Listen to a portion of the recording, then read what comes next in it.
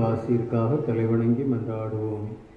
எல்லாம் வல்ல இறைவன் உங்கள் மேல் கனிவு கொண்டு உங்களுக்கு தமது ஆசியை வழங்கி மீட்பின் ஞான அறிவை உங்களுக்கு அருள்வாராக.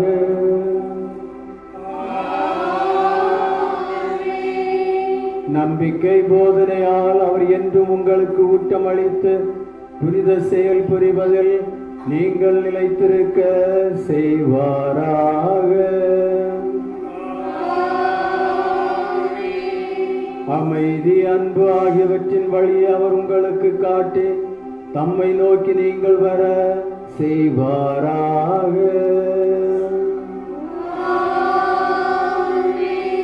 எல்லாம் வல்ல இறைவன் தந்தை, மகன், தூய ஆவியார் உங்கள் அனைவரையும் ஆசீர்வதிப்பாராக.